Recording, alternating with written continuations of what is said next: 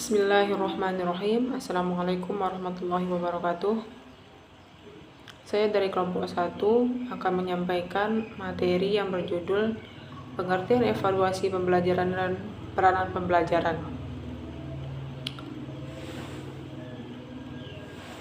Yang pertama, pengertian evaluasi pembelajaran, yaitu evaluasi merupakan proses yang sistematis dan berkelanjutan untuk mengumpulkan, mendeskripsikan, menginterpretasikan, dan menyajikan informasi untuk dapat digunakan sebagai dasar membuat keputusan, menyusun kebijakan, maupun menyusun program selanjutnya. Yang kedua, tujuan evaluasi. Yang pertama, untuk memperoleh informasi yang akurat dan objektif tentang suatu program. Yang kedua, untuk kepentingan penyusunan program berikutnya maupun penyusunan kebijakan yang terkait dengan program. Yang ketiga, untuk melihat dan mengetahui proses yang terjadi dalam proses pembelajaran.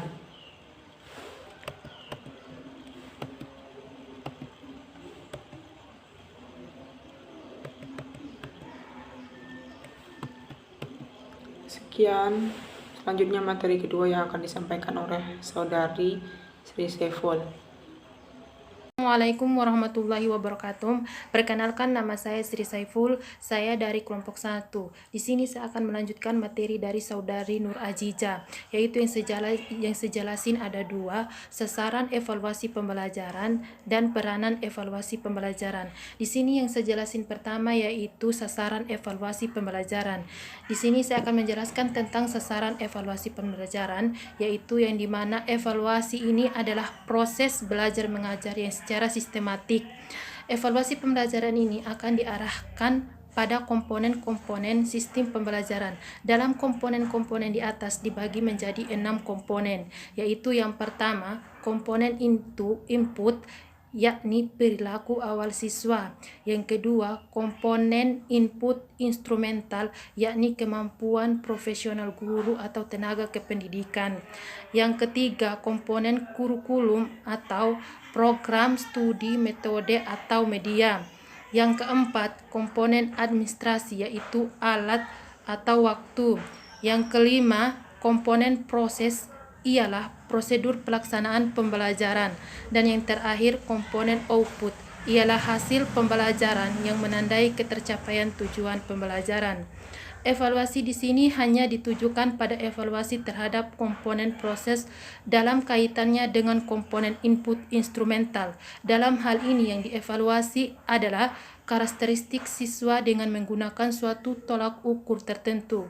Karakteristik tersebut dalam ruang lingkup kegiatan belajar mengajar adalah ada 3 karakteristik, yaitu yang pertama, tampilan siswa dalam bidang kognitif, yang kedua, afektif, dan yang ketiga, psikomotorik. Yang sejelasin kedua yaitu peranan evaluasi pembelajaran. Evaluasi dilaksanakan untuk meneliti hasil dan proses belajar siswa, untuk mengetahui kesulitan yang melekat pada proses belajar itu. Evaluasi tidak mungkin dipisahkan dari belajar, maka harus diberikan secara wajar agar tidak merugikan.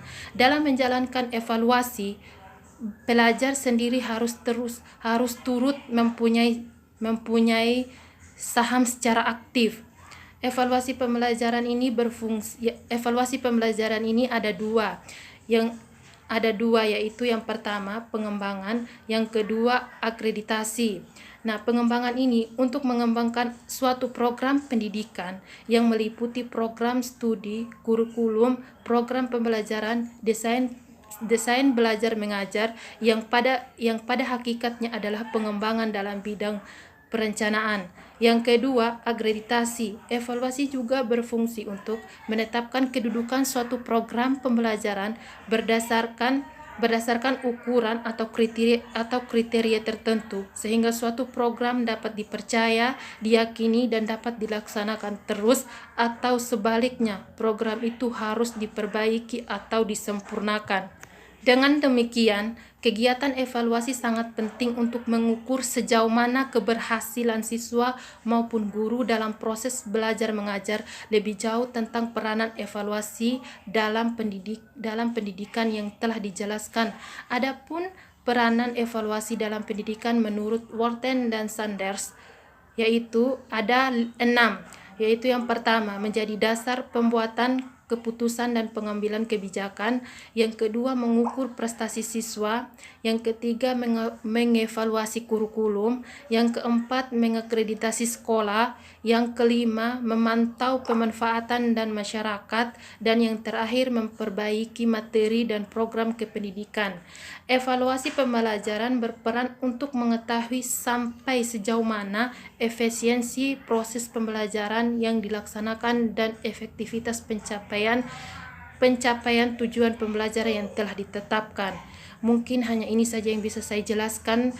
Mohon maaf bila ada kesalahan. Wabillahi taufiq wal hidayah. Wassalamualaikum warahmatullahi wabarakatuh.